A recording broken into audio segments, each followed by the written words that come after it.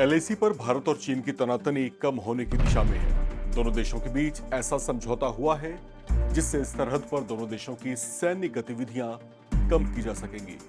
इसे भारत के उस बदले मिजाज और अंदाज का परिणाम कहा जा रहा है जिसने चीन की हेकड़ी को कम किया है। हालांकि इस स्थिति तक पहुंचने के लिए गलवान और डोकलाम में उसे सबक भी सिखाना पड़ा, जिसने उसके हौसलों को पस्त करने का काम किया। इन सालों में भारत ने खुद को बेहद मजबूत भी किया है। चीन से टक्कर लेने के लिए भारत ने अपनी सैन्य क्षमताओं में असीम बढ़ोतरी की है। दुनिया की तीसरी सबसे मजबूत सेना के तौर पर भारत का नाम अंकित है। 1962 के चीन के हाथों परास्त होने के बाद भारत ने न सिर्फ उस हार से सबक लिया, बल्कि आज उसकी गिनती दुनिया की सबसे ताकतवर सेनाओं में होने लगी है। सबसे आधुनिक सैन्य तकनीक से लैस भारतीय सेना उसके दांत खट्टे करने का मादा रखती है। इसके अलावा भारत अपनी साइबर वॉर क्षमताओं से भी लैस है।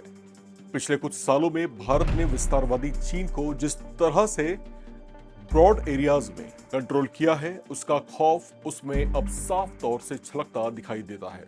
चीन भारत को अपनी ही सीमाओं के भीतर निर्माण कार्यों से रोकने की कोशिशें करता है, लेकिन भारत ने उसे हर बार करारा जवाब दिया। इन कुछ वर्षों में ऐसे कई मौके रहे जब भारतीय सेना ने चीन को हक्का बक्का कर दिया। कई बार तो हमारी ही सीमा में घुसकर हमारे ही सैनिकों से उलझते चीनी सैनिकों को सबक भी सिखाया। कई बार तो अपनी सुरक्षा और डिफेंस की कार्रवाई में उन्हें सख्ती से रोका गया, जिसमें कई चीनी सैनिक चोटिल भी हुए। 29 अगस्त 2020 को भारत ने ऑपरेशन स्नो लेपर्ड भी चलाया। साथ ही चुशुल क्षेत्र की ऊंचाइयों पर वापस कब्जा भी किया।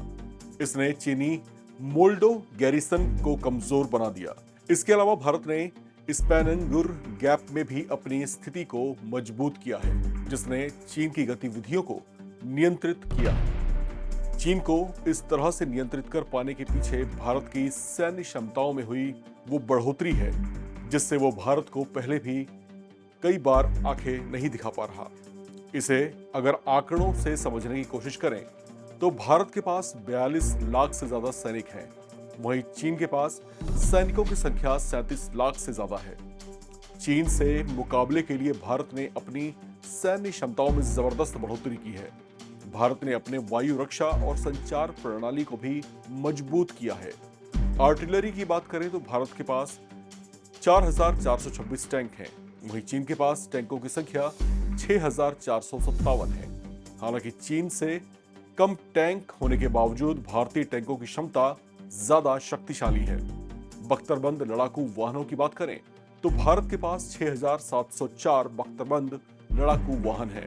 वहीं चीन के पास 4,788 ही बख्तरबंद लड़ाकू वाहन है। भारत के पास 7,414 तोपें हैं। वहीं चीन के पास महज 6,246 तोपें मौजूद हैं। भारत ने इन वर्षों में अपनी हवाई शक्ति को भी मजबूत किया है। भारतीय वायुसेना के बेड़े में अपाचे, चिनूक, रोटरी विंग जैसे अत्याधुनिक हेलीकॉप्टर शामिल हो चुके हैं। वहीं सैन्य परिवहन में C-130 और C-17 ग्लोबमास्टर जैसे विमानों से भारत को मजबूती मिली है। इससे सीमा तक तेजी से बैकअप मुहैया कराया जा सकता है। वहीं भारत के पास राफेल, तेजस जैसे लड़ाकू विमान भी हैं, जो हवा में उनके दांत खट्टे करने के लिए काफी हैं। नेवी की बात करें तो चीनी नौसेना दुनिया की सबसे ताकतवर नौसेनाओं में गिनी जाती है, लेकिन 14 देशों के साथ लगती उसकी सीमा और अधिकतर से उसके खराब संबंधों की वजह से वो अक्सर सीमा विवाद में ही घिरा रहता है।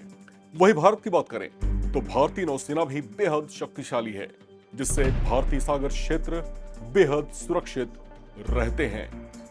तो भारत और चीन की सैन्य क्षमताएं कुछ ऐसी हैं, लिहाजा दोनों ही महाशक्तियां हैं। और भारतीय सेना की बात करें तो दुनिया में तीसरी सबसे शक्तिशाली सेना भारत के पास है।